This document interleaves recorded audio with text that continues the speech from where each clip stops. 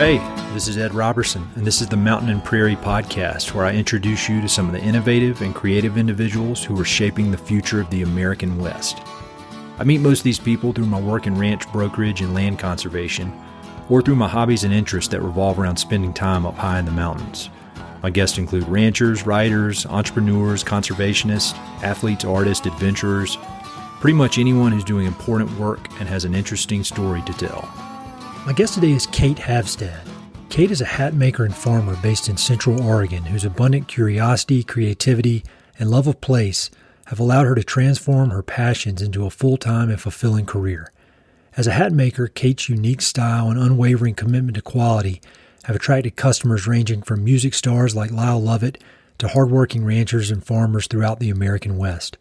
As a farmer, Cate and her partner are deeply committed to regenerative agriculture and the positive impact their local efforts can have on a global scale. It's safe to say she's living a life guided by purpose and passion. Born and raised in Northern California, Cate was a driven athlete in her youth, as evidenced by her desire to be the first woman to play in the NBA, and that's the NBA, not the WNBA. As a young woman, a fortuitous series of events landed her in a hat maker's workshop, where she applied that same focus and drive towards learning the craft of hat making. After accumulating experience and confidence as an apprentice, she struck out on her own and now creates some of the most sought-after, stylish, and functional hats on the market today. Cate's life and work are closely connected to the landscape of Central Oregon, and her job as an organic farmer has given her a deep understanding of the role that regenerative agriculture can play in conservation, community building, and reversing climate change. As you'll hear in our conversation, Cate is extremely curious, well-read, and knowledgeable on a wide range of subjects. We discuss her journey as a hat maker and how she cultivates creativity and consistent production in a world filled with more and more distractions. We discuss regenerative agriculture and how many people, including well-meaning environmentalists, don't fully understand the importance of farmers and ranchers in the conservation movement. Cate is a devoted meditator and runner, so we discuss how both of those practices have improved her creativity and outlook. We chat about Wendell Berry, Michael Pollan, Stephen Pressfield, and how those authors' works have impacted her life. There's a lot to learn in this episode. This was a really fun conversation that could have continued for hours. I feel like we just scratched the surface. So be sure to check the episode notes for links to everything we discussed. And it's a long list. Hope you enjoy. When you meet somebody for the first time and they ask you, what do? How do you answer that? Well, these days, I say I am a custom hat maker. Usually I have to clarify what kind of hats. It's funny, a lot of people immediately think I crochet. I'm like, no. So I am a hat maker. And these days I'm also a farmer. So those would be sort of the two things I am identifying with right now. And both are very, very cool. And I want to dig deep into both of them. But I think probably the first thing I'd like to dig into is just how do you get into making hats? How does somebody even do that as a hobby, much less as a full-time occupation? How did you get started? Yeah. Well, it really all started because I was given a hat by a good friend. His name is Willie T. Taylor. He's a songwriter out of Oakdale, California. And the hat was just given at a certain time in my life with a certain sentiment behind it that was pretty powerful. And I was traveling around kind of all over the Western United States and Canada. And to make a very long story short, my dog chewed up that hat. And I was pretty devastated because it was a really sentimental item. And I started researching how to fix it, and that led me down a road of learning about custom hat makers. It was not at all on my radar before, trying to fix this hat, and just got pretty fascinated that the trade really exists. It still exists today, relatively unchanged. The techniques and the process are pretty much the same now as they were in the 1800s. And there's not a lot of things these days that are still like that. So just perked my interest, and I was kind of looking at finishing college and figuring out what was next. And I I was interested, and I had found a hat maker in Oregon who was willing to let me sort of shadow him and watch and learn. And I had another job lined up as a wrangler and a trail guide. And so I knew I was moving to that area to pursue that. And then it just worked out that this hat maker I had been in touch with was nearby. And I just started showing up. I'd work in the mornings at the barn and lead the trail rides. And then when I got off of work midday, I'd head over to his workshop. And just curiosity. I did not pursue it being like, I'm going to be a hat maker. Yeah. It was just a curiosity. And yeah. So I read that when you initially got your first hat, you were traveling on the road and you were with a musical group. Are you musical yourself? What's your connection with music?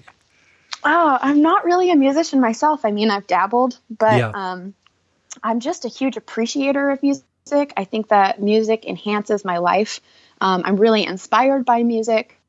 And I think beyond just music, I was with a group of people who were really amazing storytellers, whether they're on stage or off stage.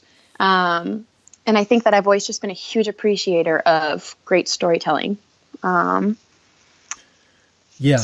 makes sense. And so as a kid, looking back to when you grew up, were you artistic, or were you a mini craftsman as a child, or how did you kind of did you ever think like, I want to be a maker, I want to make stuff when I grow up? Is that what you thought? No, I actually was a huge jock. So I had a phase when I was young where I wanted to be the first woman in the NBA, and I wanted to, because I didn't want to be in the WNBA. I wanted to be in the NBA. Yeah, nice. So I was very athletic. That was my big thing growing up. But I was also, I dabbled in everything. I think I have my parents to thank for that. I mean, they both worked full time, so I feel like they kept us all very busy with activities. So, whether it was like theater camp or, after school band or, we took art classes. I did tap dance. I did everything. So I think I was very curious and creative. We didn't have TV for most of my childhood. That's awesome. So activities were, usually outdoors. So whether we were like building forts outside or constantly making up imaginary games, usually revolving around horses because I was horse obsessed and I still am. Creative and just very curious and active all the time. But no, it wasn't like I'm going to be an artist. That wasn't a clear vision for me. So, when I kind of struggled my way through college. I got through, I was always like a pretty good student, but I wasn't very inspired. And, bringing it back to that time on the road, I was given that hat at this time when I was just kind of like drudging through university and super uninspired and just like, what am I doing here? All the time, just asking myself that. And the songwriter friend of mine, Willie T, I think he recognized that. And he gave me this hat. And the sentiment behind it when he gave it to me was, I'm sorry, there's a sound in the background. Can you hear that? Yeah, I can hear it, but that's no problem. This is a podcast. Okay, great. That's just a vacuum. Important. Yeah. Keeping the house clean is very important, at least in my house. We're keeping it real. Yeah. So the sentiment behind that hat when it was given to me was Willie T said this was that, I think that there's inspiration to be found on the road. I think that you need to trust your intuition and go looking for it. And his goal with that trip that I took off with him on was he was filming a music documentary called Searching for Guy Clark's Kitchen. Okay. And Guy Clark is one of my favorite songwriters. And it's kind of inspired by this other music documentary called Heart-Worn Highways. Okay. And just the whole essence behind it was like where the magic really happens is often not on stage. It's often in the kitchen, hanging around with your buddies, swapping stories, passing your guitar around, sharing these songs and these stories. And so that's Searching for Guy Clark's Kitchen. So I hit the road like pretty naive to this sort of traveling troubadour way of life at that time. And I just was introduced to this community of people who were so passionate and so dedicated to really following their passions, almost to a fault. And was that completely really new to you? Had you ever been around people like that before? I don't think in that way, no. Sure. Because I'm not a musician myself. So I was touring with musicians, not being a musician myself. That's very normal in their world. And it really, I was opened up to this really beautiful way of life and was really inspired. And it motivated this introspection of what is it that I am passionate about? I'm not a musician. I don't really feel like that's my calling, but that was sort of a kick in the butt to be like, go looking for it. So in order to do that, I'd actually dropped out of college, and I did that tour, and then kind of bounced around to a couple of different things. I worked for a touring farm to table organization. So, we threw farm dinners, on different farms all around the country. And that led me to Canada. And I, again, met this group of people who it wasn't necessarily the place I wanted to be, but it was a group of people I wanted to surround myself with. And they were a group of artists up in Vancouver. So I had moved to Canada because I was just like, I don't know what it is, but there is something here I need to explore. And that was actually where my dog chewed up my hat. Okay. So it's a very long and winding story, but essentially, I was set off on this path, and just to start searching for whatever this thing was that I felt I needed to go find. That's really cool. And so what did your parents think while you were doing that? Just because that sounds awesome. And I did kind of a similar type thing. And I think when I was doing that, my parents were like, what the hell is he doing? Oh, they absolutely were like, oh God, Katie. At first I actually was just talking to Willie T about this. I think at first they were like, first of all, who is this middle-aged man who you're taking off with? As the father of a little girl, that would be my number one question. Yep, totally. Which Willie T was just like a, wonderful friend to me. Sure. But they were just like, all right, you're going on the road to do what? But I think that they've always had great confidence in me. And, they're wonderfully supportive. I think that they're critical when they need to be, but in essence, I've always been a sort of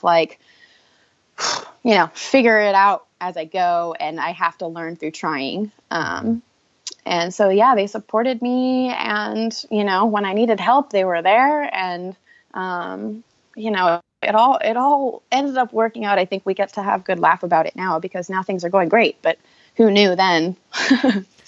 Yeah. Well, I think if anybody's going to accomplish anything significant, there's always a risk, no matter what you're talking about, if it's sports or career, and the safe way generally isn't going to, lead to the results that certain people, are seeking. So I think that's awesome. So when you went back to college, did you have a renewed sense of purpose at college, or was it more like, all right, I just got to get this done so then I can go do something else?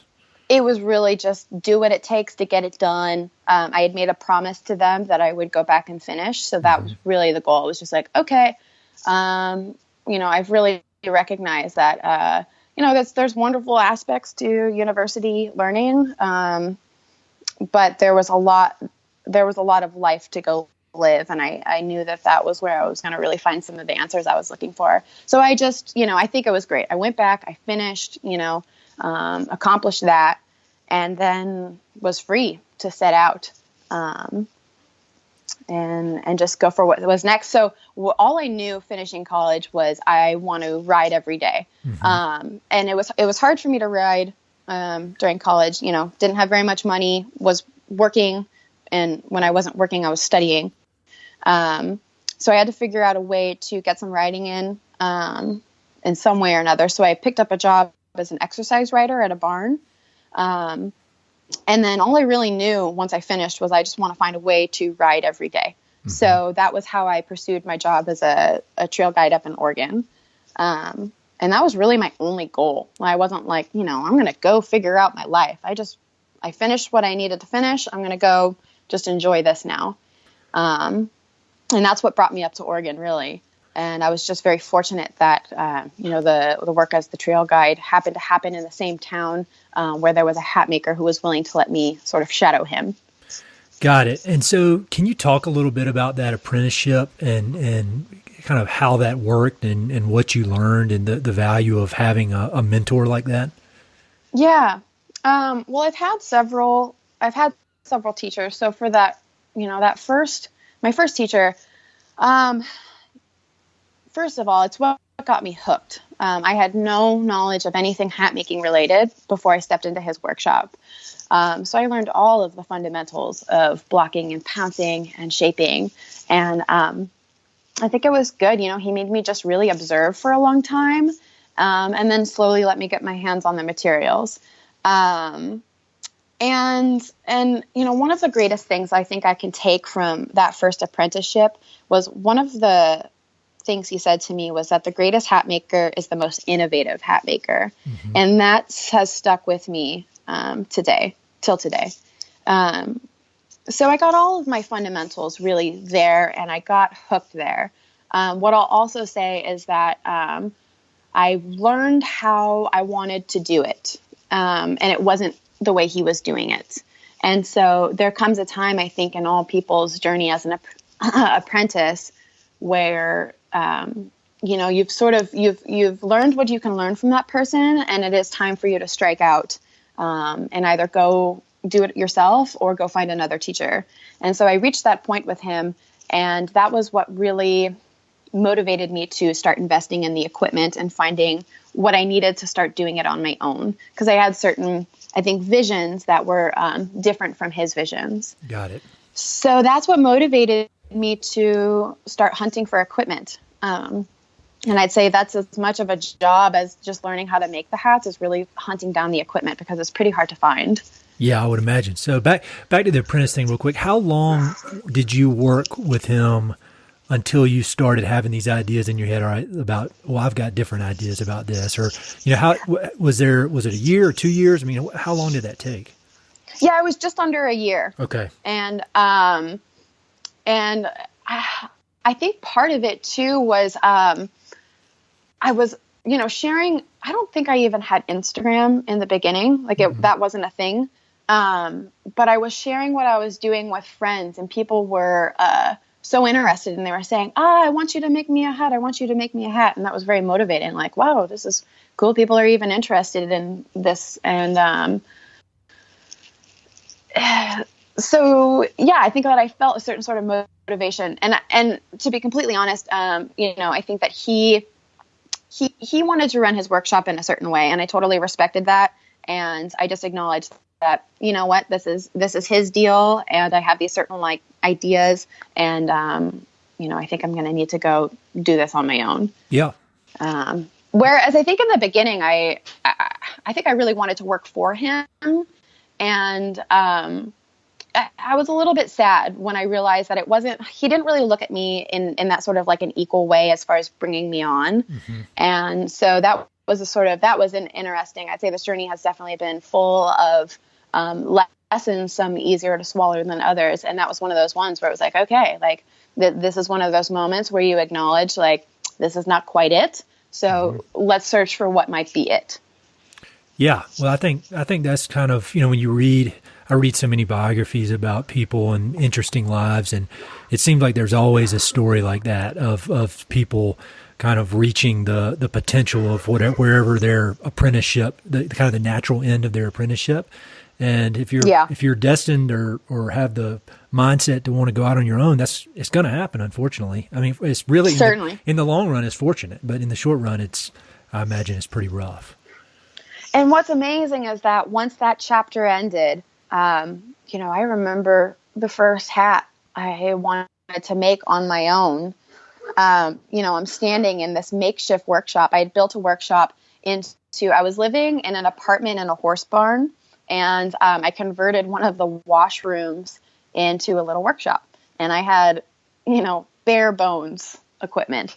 And I remember standing there just being like, okay, now what do I do? Like, it was the first time where I didn't have somebody sort of coaching me or showing me or being there to look at and be like, oh, well, what do I do about this? There was no one there to really look at and ask the questions. And I think that is when my learning skyrocketed, was when that security blanket of a teacher was sort of taken away. And then it was just me and my workbench, and I just got to it. That's really cool. So you mentioned having bare bones equipment at the beginning. Do you think that has helped your hat making over time, you know, starting out with that really basic stuff? And now I imagine you have a lot more sophisticated type equipment, but did that help having to do it on a most basic level? Yes, totally. So. And yes, absolutely. And although I have some more equipment now, it's still fairly simple. And I go back to that, you know, that thing that my first teacher told me, that the best hat maker is the most innovative. Mm-hmm. There are not necessarily tools for everything you want to do. You often have to make the tools to do what you want to do. And so I think in the beginning, having the bare bones, it forces you to get creative and to learn how to be innovative and to create what you need. And that has served me very well and still continues to now.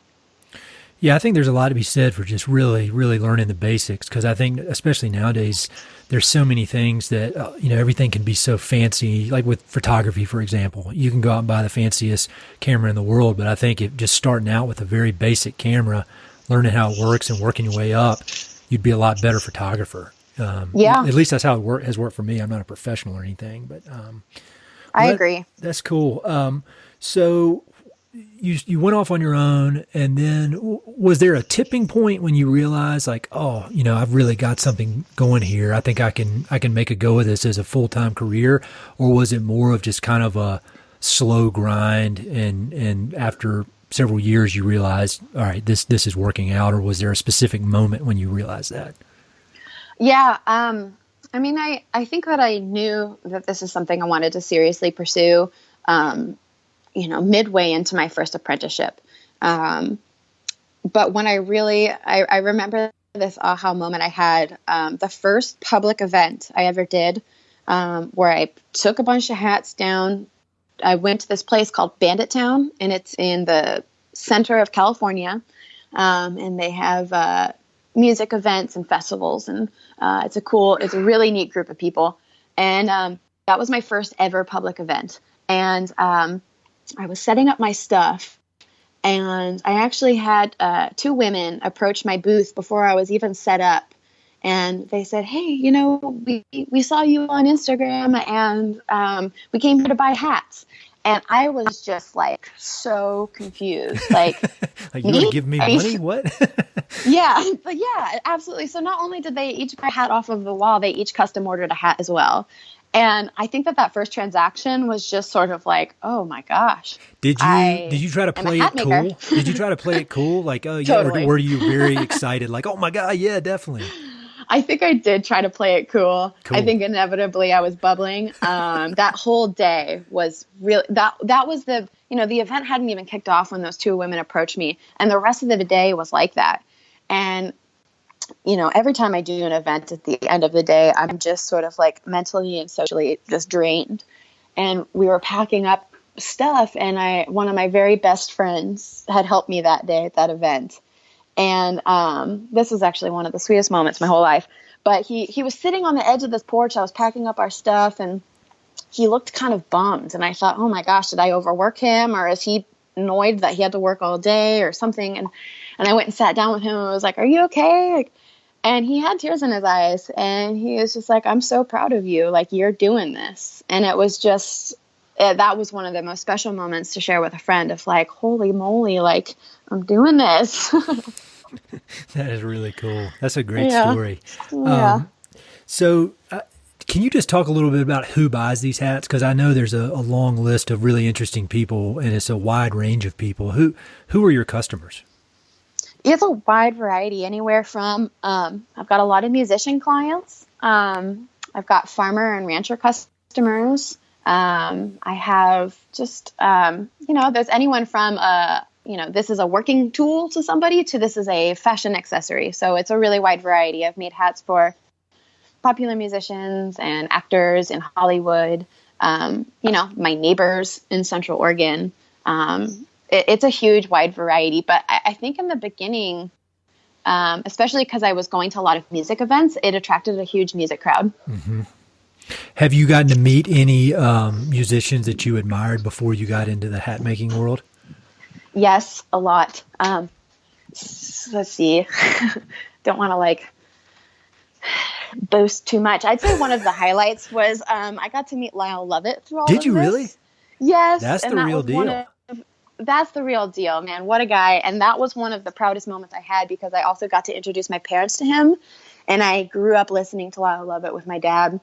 And so when we got to meet him, and we were hanging out backstage, and Lyle's a big motorcycle guy, as is my dad. Uh-huh. So we were talking about dirt bikes, and I just was like, oh man, if they ever worried about me, hopefully now they're feeling proud of me. So Lyle Lovett was a highlight. It was a real pleasure to meet him. Recently I've gotten to know Gillian Welch, who I'm a huge fan of her. That was definitely a highlight. That's really cool. The thing about both of those musicians is that they're extremely authentic. They're extremely talented. I think it speaks to musicians like that. It speaks to the quality of your hats, because, it'd be one thing if Kenny Chesney wanted to wear your hat.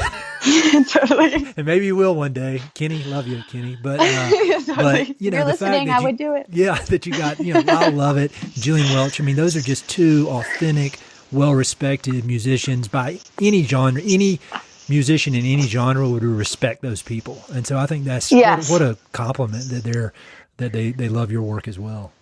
Oh yeah, they're such craftsmen and craftswomen themselves. So huge honor. And then a lot of these people who I've gotten to know have also just become friends and become supporters. Nikki Lane, she I don't know if you know Nikki, but she is she lives in Nashville, Tennessee. And she has been one of my biggest supporters. I think she got one of my very first hats at that Bandit Town event, actually. And as a result, she told Casey Musgraves about me, and I ended up making, Casey's CMA performance hat. And, she introduced me to Margot Price, and I got to make Margot Price a hat. So it's been very fun because music is so important to me. I think I really like working with the musicians. So that has been really wonderful. That's really cool. And so when you're making these hats, kind of your general outlook, would you say you're more goal oriented? All right, I need to make this specific hat for this specific person, and you're just completely focused on the goal? Or are you do you enjoy the process of making the hat more? Which one is more important to you? Gosh, it's hard to say what is more important, and it probably would vary from time to time. Certainly the process. I think I enjoy the process much more than than checking things off. That's not really the priority. I really get lost in the process, and that's, I think, why I love this trade so much, is I just get lost in the work, and that's a wonderful thing for me. So I'd say I'm more process oriented, but as this has become more serious as a business, I have had to get more goal oriented, if that makes sense. It does. I this isn't a hobby. This isn't just, I'm doing this as my living. So, you've actually mentioned this book before, and this book has been huge for me, but The War of Art, I love that book. I love that book too. And it's been really helpful for me because,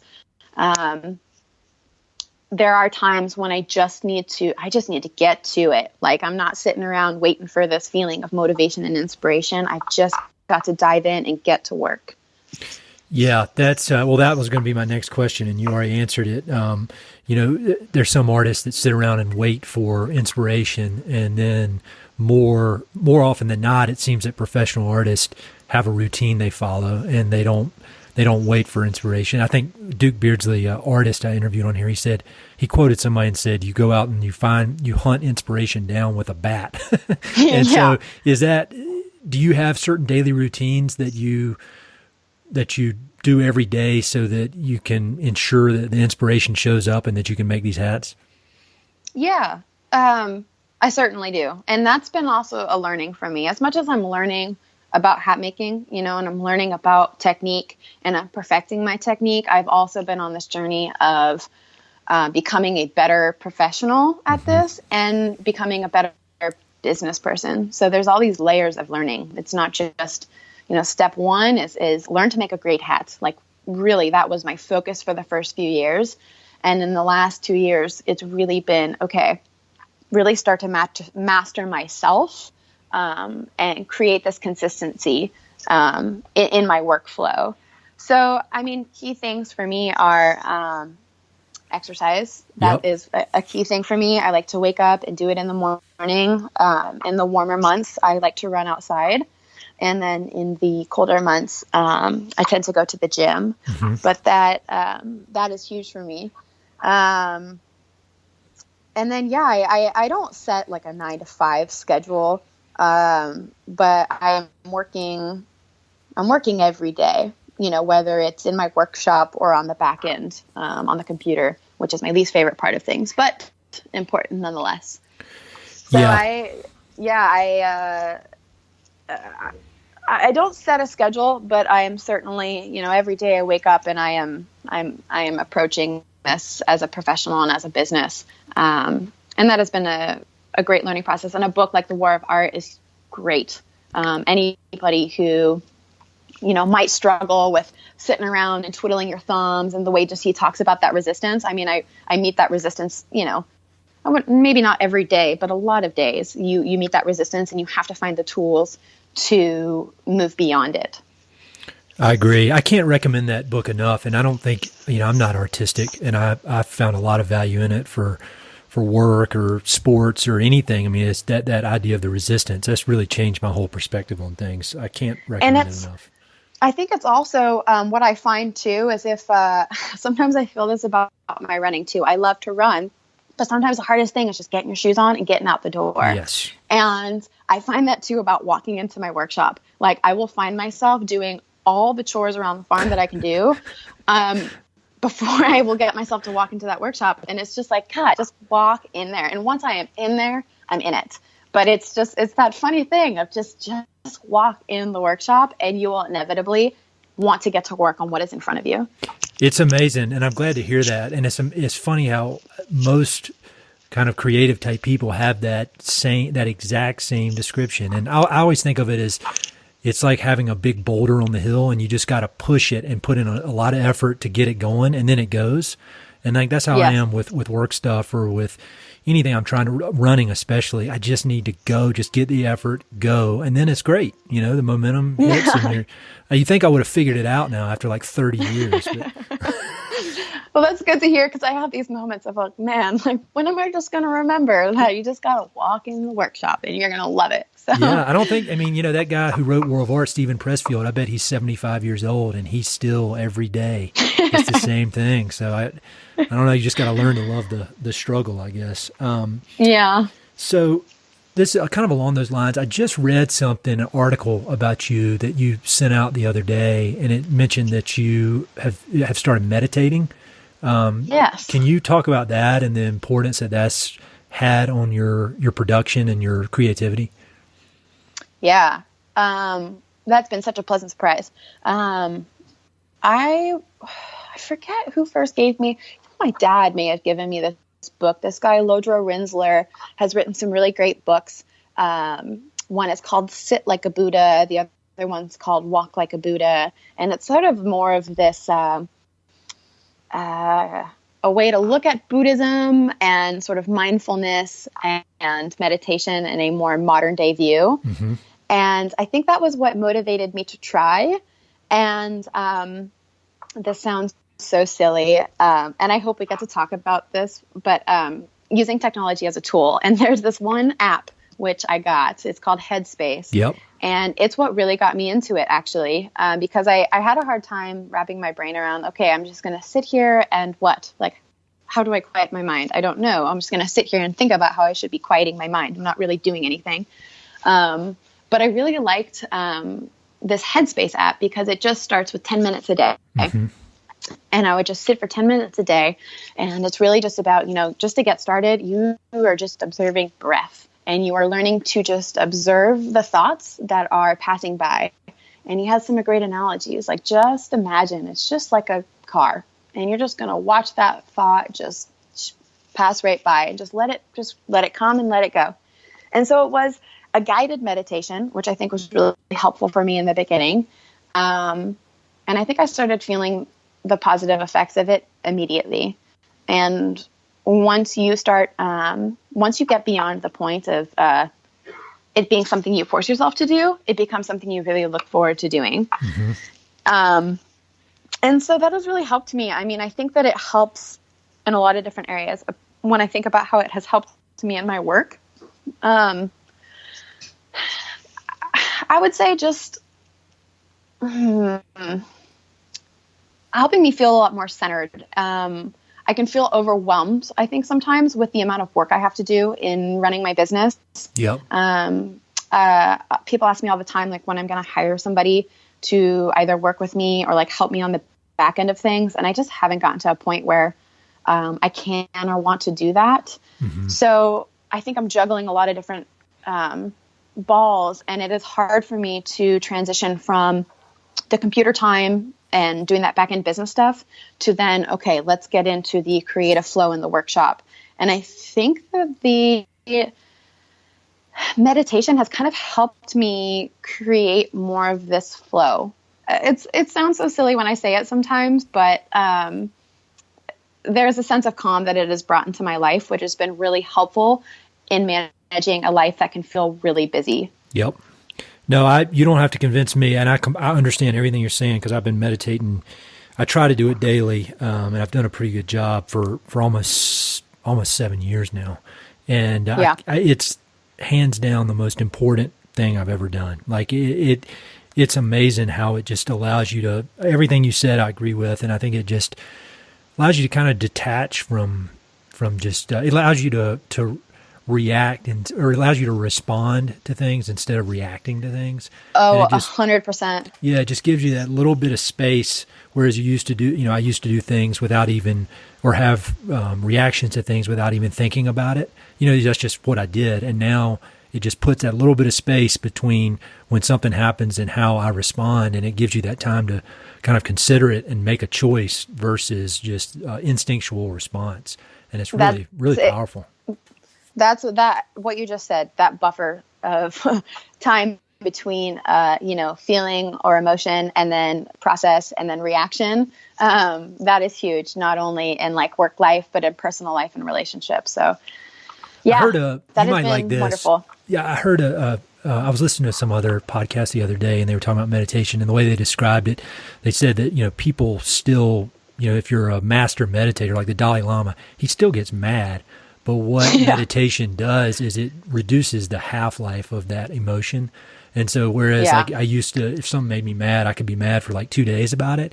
And now it's like 5 minutes. And it just helps you remove yourself or detach from the emotion, not get taken for a ride. And it's enormously powerful. And it sounds, for people that haven't done it, it sounds crazy and it sounds like hippie stuff. But man, I'm from Eastern North Carolina. You can hear my accent. I'm not, if it was some kind of crazy stuff, I wouldn't be doing it. It's very powerful. And it doesn't even have to do with, it's not spiritual. It could be, but it's more like an exercise for your mind. Yeah. I would not consider myself, I don't know. Yeah. I don't subscribe to any one spirituality. I'm still formulating my views on life, but, just as a practice for, life in the modern world, I would encourage everybody just to try. And I have a feeling you are going to feel the ripples of its effect in all aspects of life. So can't recommend it enough. Yeah, same here. We could talk about that for like 2 hours. But so I know that you've started doing workshops where people come in and you teach them how to make hats. And so the roles have kind of been reversed, and now you've got an apprentice coming in, and you're the mentor. How has that changed your hat making? Because people say that in order to teach something, you really have to understand it a lot better than if you were just theoretically understood in your head. How has that affected things for you? Well, the first workshop I did, I was incredibly nervous.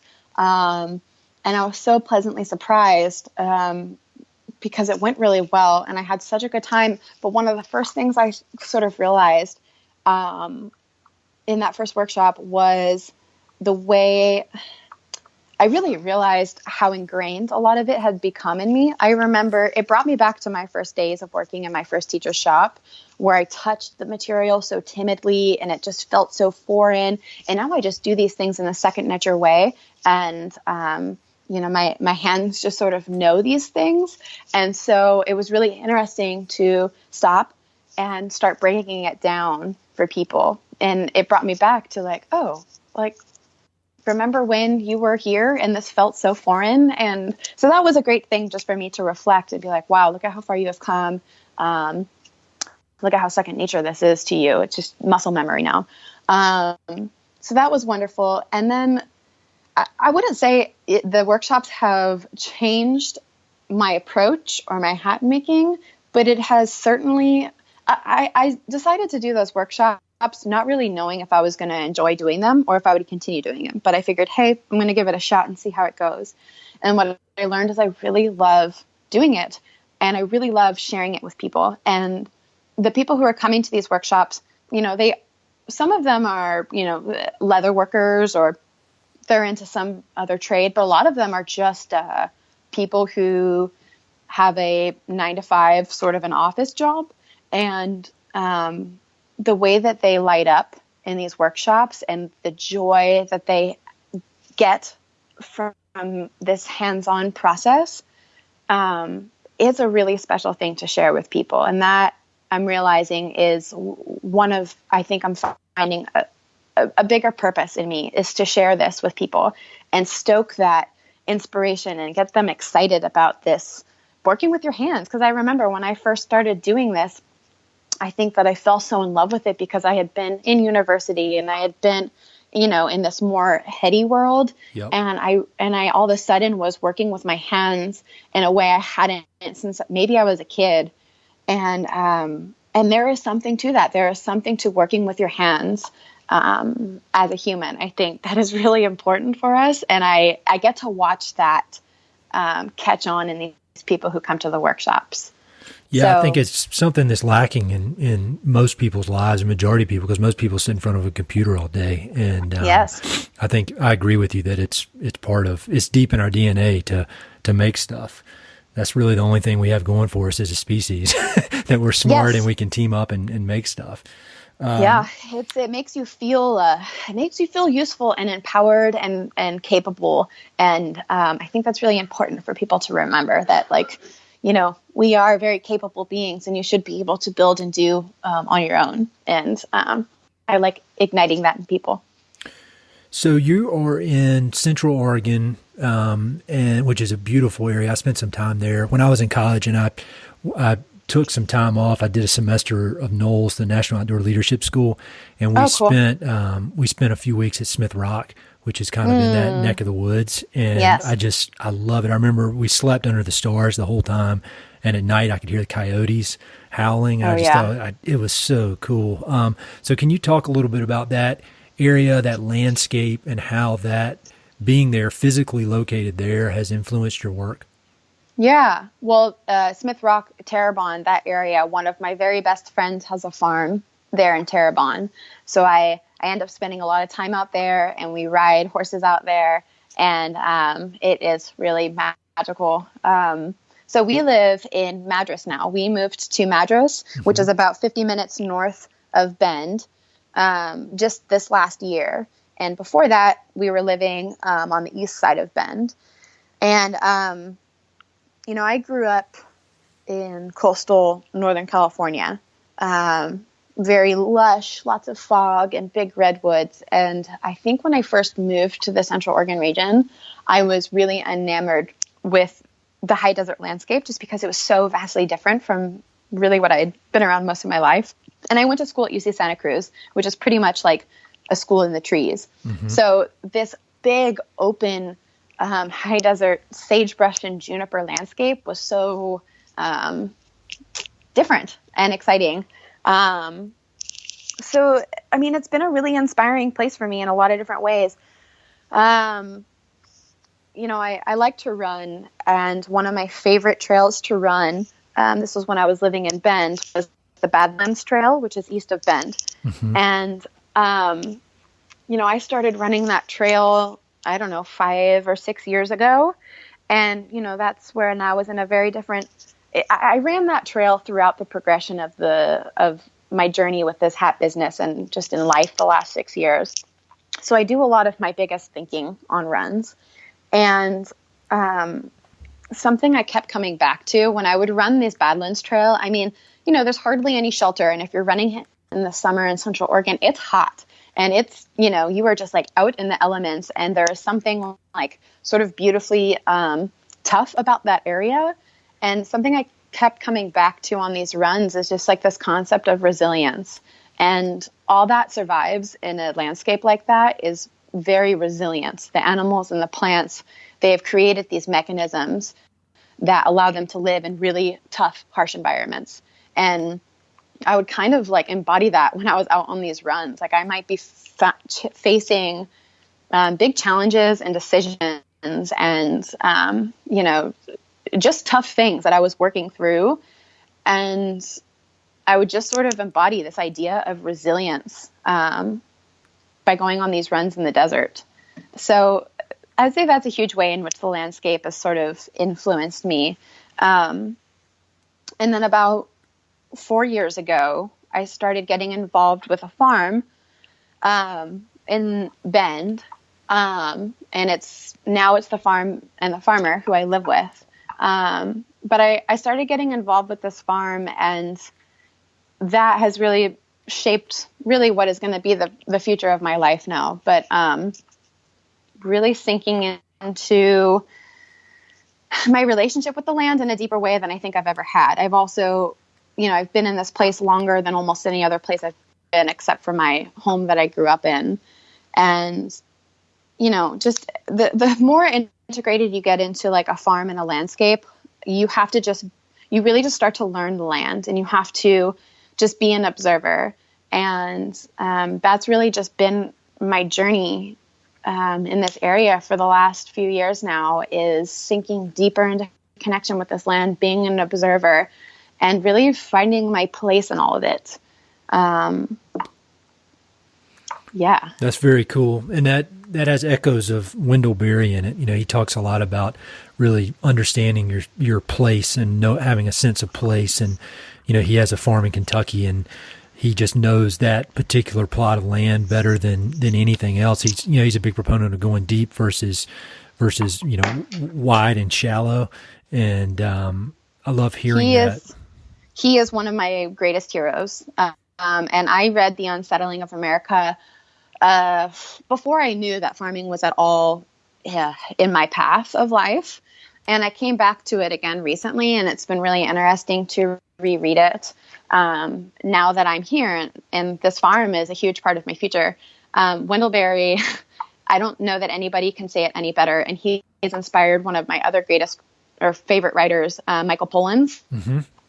Have you read any of his stuff? I have. I read In Defense of Food, and I think that's it. There's another one on my shelf that I've not read, but my wife's read, I think, 3 of his.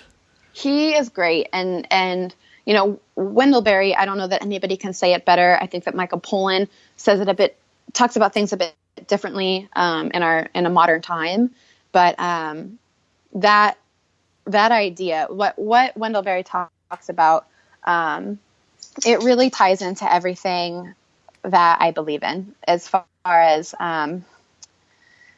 it's all so connected, and our well-being as a culture and as a community is so tied into the well-being of our land and that which we are consuming, and the land which we're consuming is grown on or cultivated on.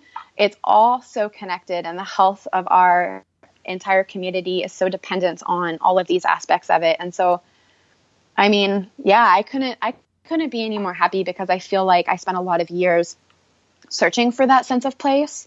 And I really have found it in Central Oregon. You know, in the region in general, I'm really enamored with the whole region, but specifically, you know, this plot of land. We have 86 acres of organic land, certified organic land, that we will be, you know, cultivating for hopefully the rest of our lives. And it's one of the most exciting journeys I could dream of.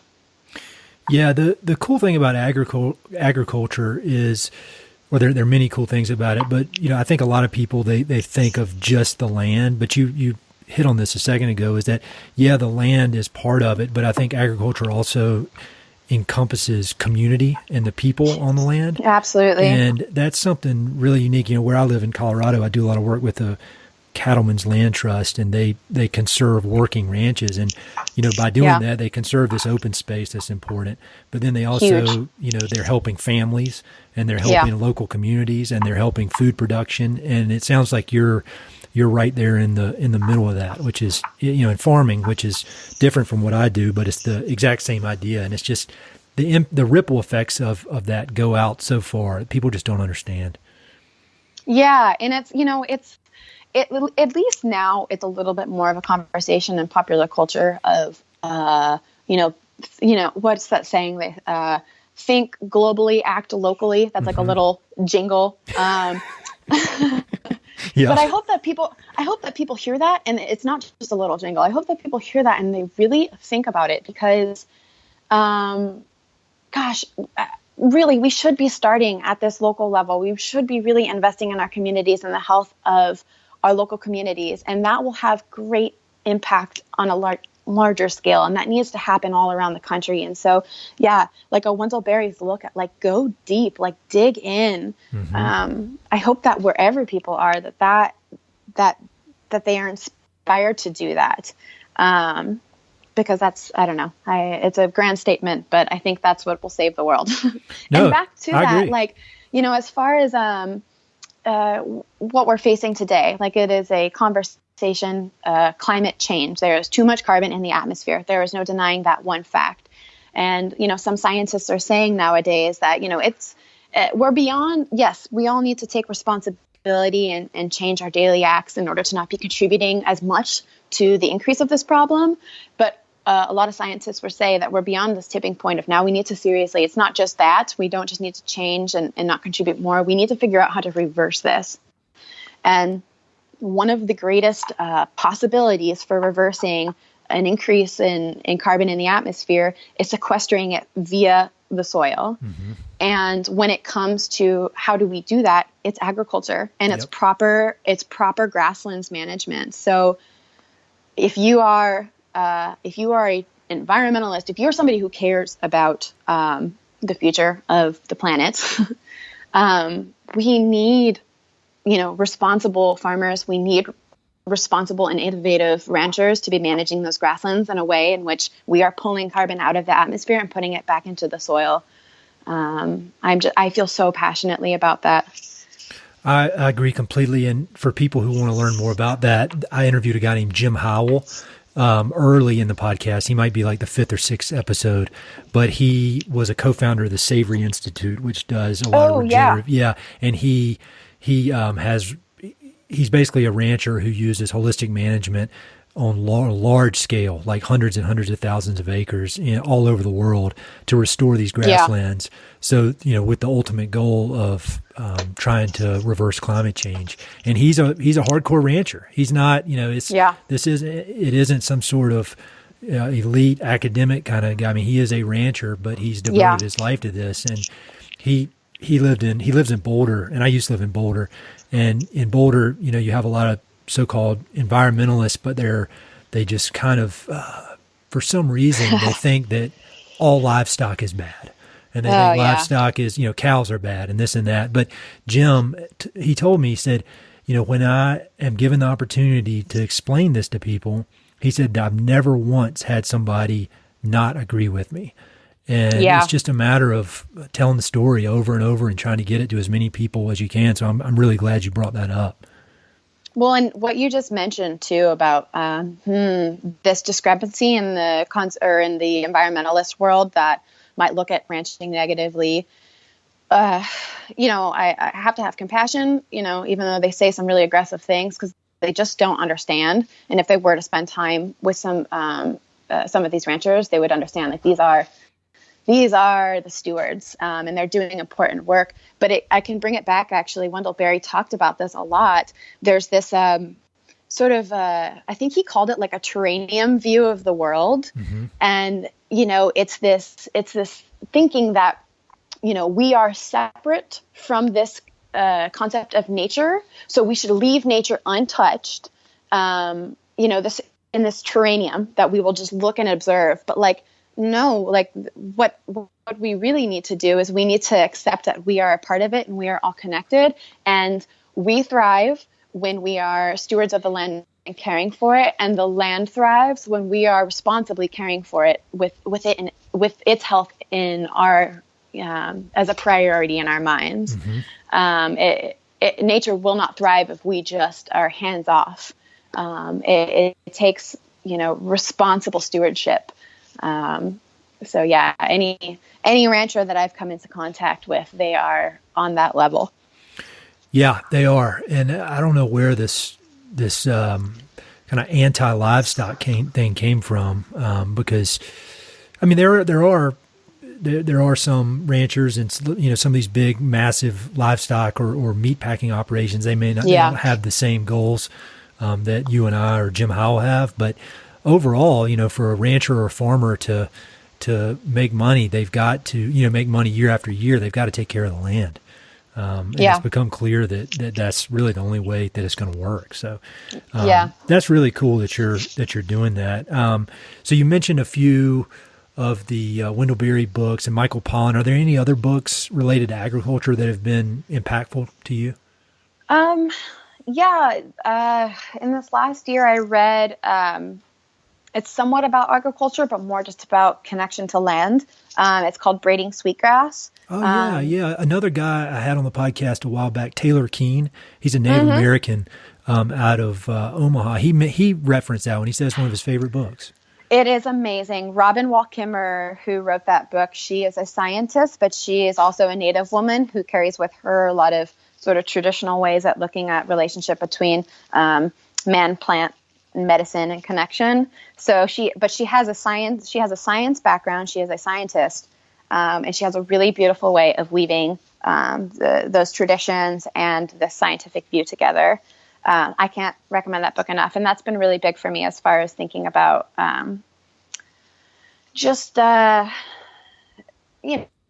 whether it's spiritual or just a sole purpose connection to really being a steward for the land and what that looks like and feels like.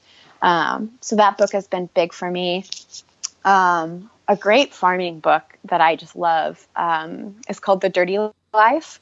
And it was written by, Kristen Kimball. Okay. And she and her husband have a whole diet CSA farm, I think in upstate New York.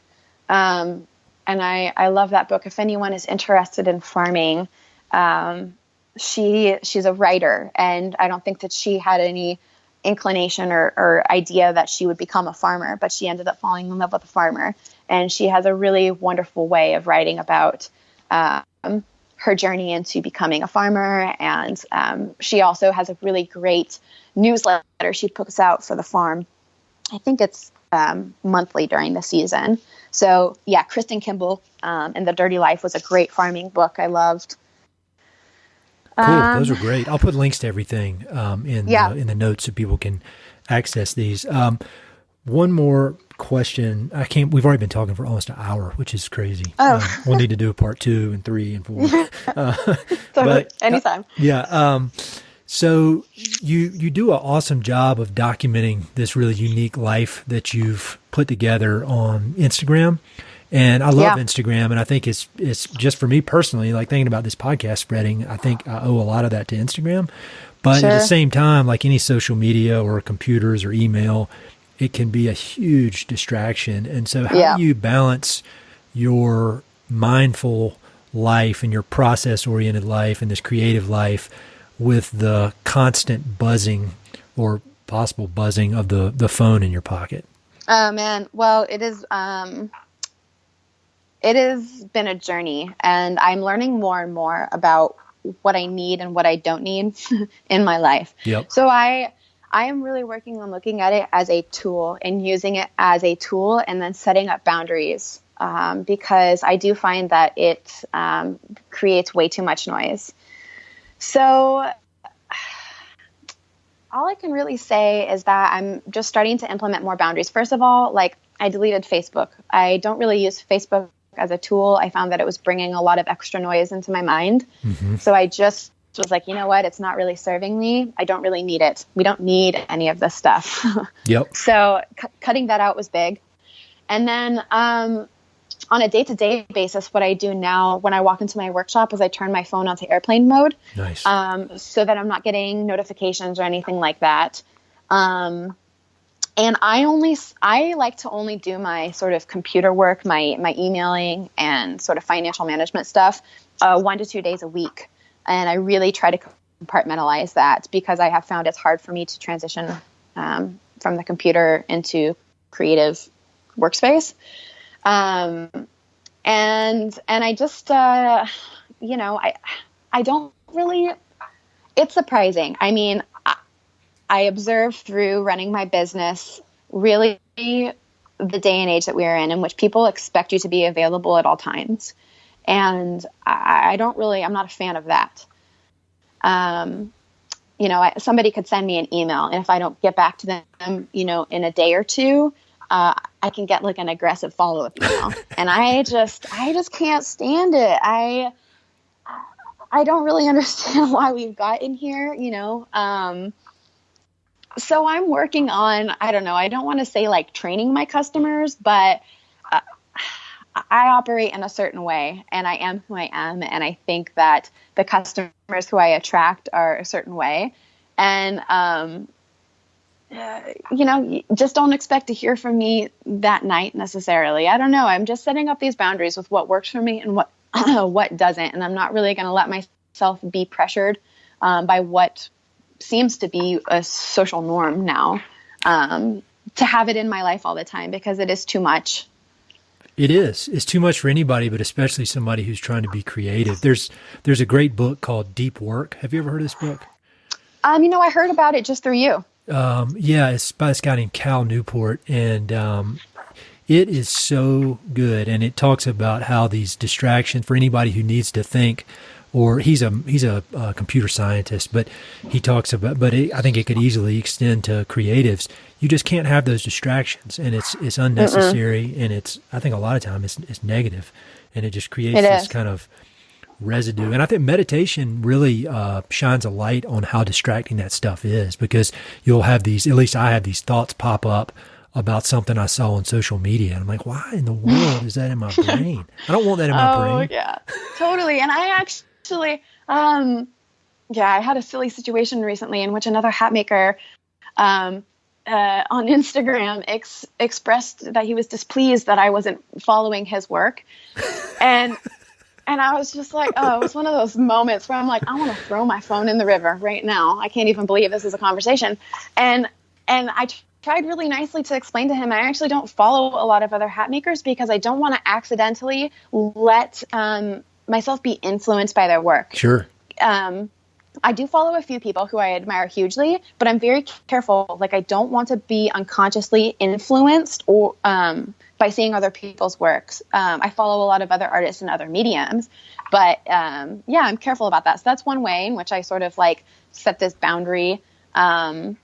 It's been an amazing tool for me. Instagram in particular has been an amazing tool for me in my business, and I appreciate it. And I like the way that it's a very story-based app or way of communicating. I like sharing the story. So I really enjoy it. But the meditation and then also reading The War of Art, it really got me to thinking about why does my brain get into this hyper stimulated mode, and how can I reduce that in order to be doing better work? And certainly like the phone and that in my life all the time, it adds to the resistance. And I think what is higher priority is that I'm doing great work. So I would rather set that aside. So I think in this day and age, it's a practice, and you have to be conscientious of it and aware of it. And, when I go out in public and I see people like not face-to-face interfacing, and I see a sea of people looking down at their phones, it's another one of those moments where I'm like, man, I want to throw this thing in the river. Yeah, it's scary, and we're outnumbered. They've got, if you think about Instagram and Facebook and those people, they've got teams and teams and dozens or maybe hundreds of extremely highly paid psychologists trying to figure out how to make it as addictive as possible. So it's not as simple as just saying, well, I'm not going to look at it, because those people are saying, well, we're going to make you look at it. You're going to be addicted to it. And so good job. When we were emailing to set this up, I actually, it took a few days for us to get in touch, and I was hoping that was the reason. I was like, I bet she doesn't stare at email all day, which is so cool. And so I'm so glad to hear that. Do not be influenced by anybody saying you should do otherwise. That's, I think that's great. And I think that is probably one of the many parts of your success, because you set your own boundaries on stuff like that. Yeah. And that's, if I had any advice for people in our day and age, like whatever you want to do in life, you're going to need to really master whatever it is, your trade, your craft, your business. You're going to need to master that, and you're going to need to really learn to master yourself.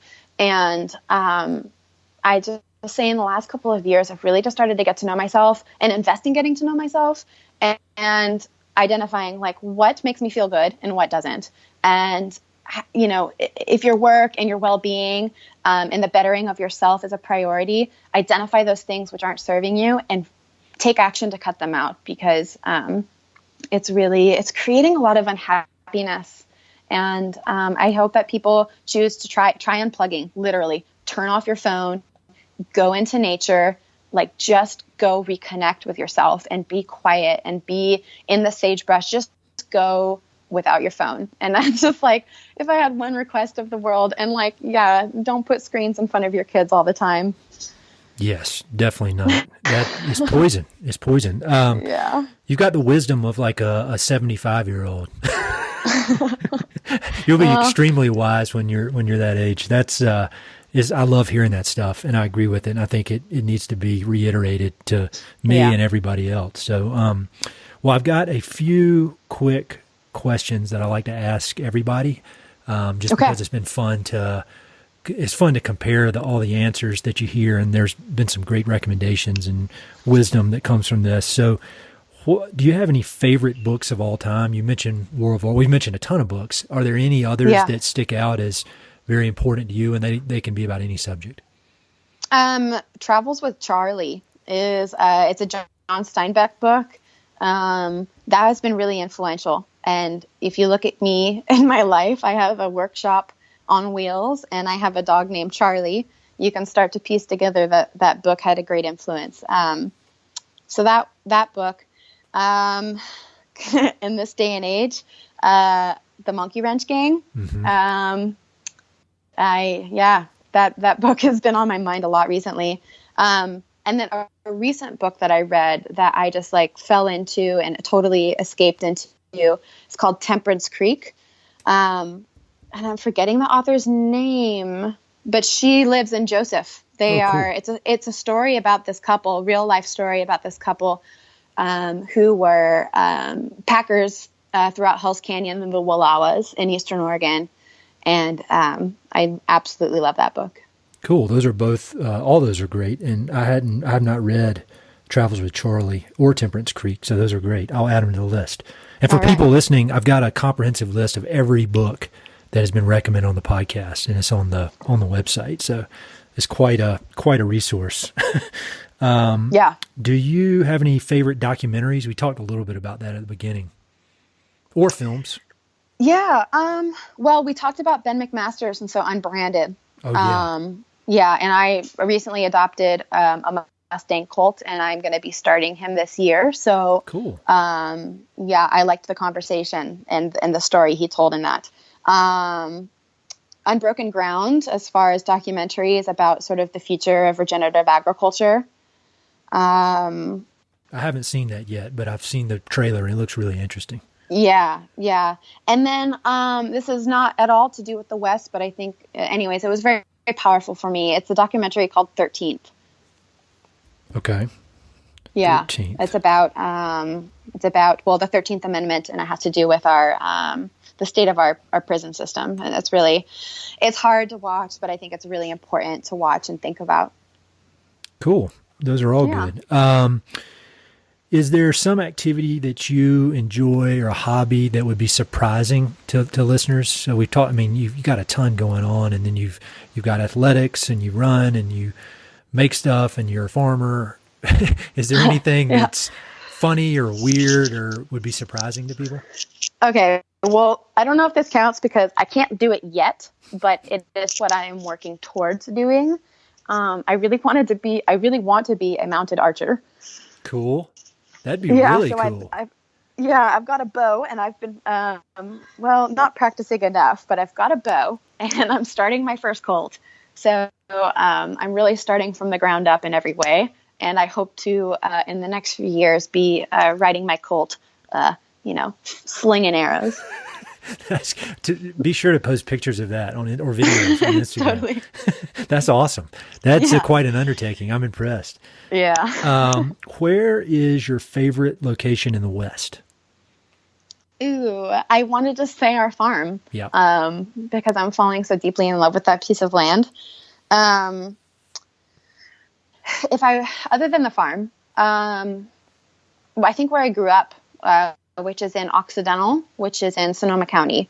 And West Sonoma County is a really, really special part of California. And this will forever be, this is where I really started to this is where I grew up. It's everything. So that would be my second favorite. Did you grow up near Charles Post? Is he from there as well? Yeah, Charles is from a nearby area, and we actually met up down here. And then he was living in Bolinas for a while, so close by. Bolinas has really good surfing, right? Yes, it does. I was in Northern California a few weeks ago, and I was surfing at Pacifica, and I was talking to some guy. I'm a longboarder, and he said I need to go to Bolinas. So it'll be on go to Bolinas. Cool. So this is a good one. What's the best piece of advice you've ever received? Gosh, my dad has given me great advice. My mom and my dad, and they're a couple of heroes. So a couple of things we like to joke about are like Tom Havstad-isms would be, don't be a sheep. Resilience is key. And my mom likes to always say, we're all a work in progress until we die. So all very wise words. Those are great. Those are worthy of like getting them tattooed on your arm or something. Totally. I should get that. Don't be a sheep on my arm. Yeah, those are great. And so next to the last question, if you could make a request of the people listening to this podcast, and it's just people who love the American West in one way or the other, through athletics or conservation or art or, ranching, they love the West. What would that advice be? A request, advice, words of wisdom. Yeah, I thought about this one a lot. And we talked about Wendell Berry and Michael Pollan, and I think it was Wendell Berry that said is eating is an agricultural act. And then Michael Pollan said something in the effect of like really one of the most significant things that an average normal day person can do to really change the state of affairs when it comes to the environment and soil health would be to cook. And I bring that all back to like, if you love the West, if you love the gift of this amazing place that we get to inhabit, and I mean that, it is such a gift, and look at it like it's a gift. What is fundamental to that surviving is soil health. And what is so instrumental in helping repair our soil is regenerative agriculture and holistic range and grasslands management. And in order to have the right people farming and managing these grasslands, we need to support the farmers and the ranchers so that they can make a viable living doing this. So my biggest request to people would be to think about that. And eating is an agricultural act. If you eat, you vote with your dollars, with where you spend your money on food. And just consider that before you go to a supermarket and buy conventional meat. You are voting with your dollars, and we have power. Like, I think the greatest power we have is in with where we put our dollars. And so each person has a chance to vote every day and support the stewards of the lands, being the farmers and the ranchers and the people doing that work on the ground. So that'd be my biggest request. That's great. I agree with all of it. So how can people find you online and connect with you? Instagram is the best. I am there. And I have a website. It's havstadhatco.com. And I have a little contact page on the website, and you can shoot me an email from there. Awesome. Well, thank you so much for taking the time to do this. It was really fun, and I think we only scratched the surface, so we may have to do part 2 at some point. Yeah, thank you, Ed. I really appreciate what you're doing with this podcast. I have enjoyed it, and I went and looked at your book list recently, and I think I'm going to spend a fortune this year, like adding to my library from that list. So I think I'm thankful for all the great storytellers like you. Hey, it's Ed again.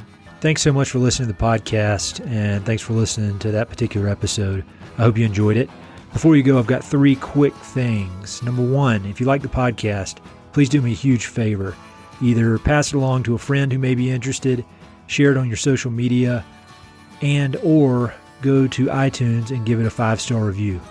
All those things would mean a lot to me, and they would really help to spread the word about the podcast. Number 2, if you've listened to many of these episodes, you know that I love reading and I love talking about books. Every other month, I send out a quick email with a few books that I've recently read and highly recommend. The subjects are varied, but they're pretty much all nonfiction with an emphasis on history, biographies, adventure narratives, and topics related to the American West. There are no sales pitches for ranches, no spam, no other kind of nonsense, just books. So if you'd like to sign up for the list, head to Mountain and Prairie/reading, or just go to Mountain and Prairie and there's a massive tab at the top that says book recommendations. Click on it. There are a ton of good books that I've read. Some of the old email lists are on there. You can go crazy. There are a lot of books. And finally, if you know anyone I should interview for the podcast, please don't hesitate to reach out and let me know. All my contact info is at mountainandprairie.com, and I'm on all the social media stuff, Facebook, Twitter, Instagram, blah, blah, blah. So feel free to reach out. I'd love to have some recommendations and suggestions of interesting people I should meet. All right, that's it. Thanks for listening. Talk to you soon.